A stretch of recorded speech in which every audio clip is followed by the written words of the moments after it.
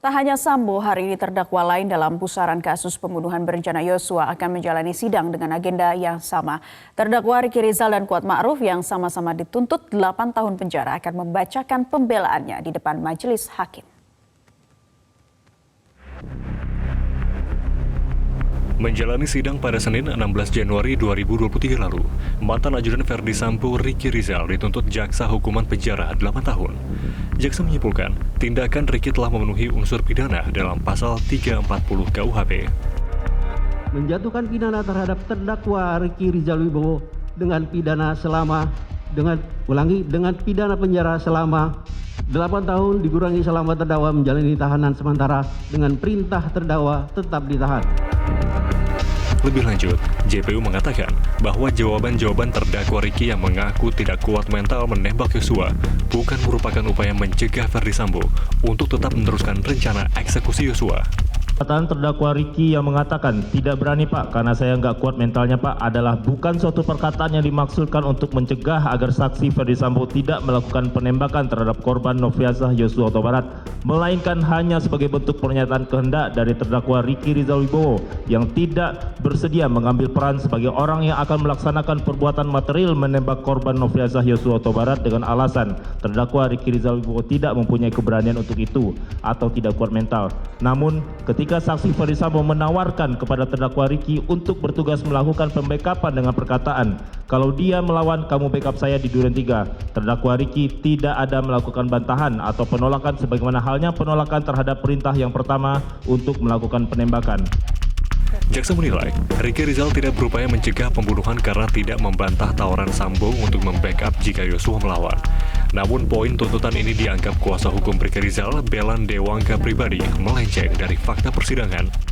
Perkataan atau obrolan di lantai 3 itu dirubah kata-katanya oleh jaksa yang menurut kami sudah sangat keluar konteks, di mana kedua terdakwa ya, Verdi Sambo dan Ricky Rizal itu mengatakan susunan kalimatnya sama, bahwa penembakan dan backup itu satu tarikan kalimat, bukan dua kalimat yang dipotong.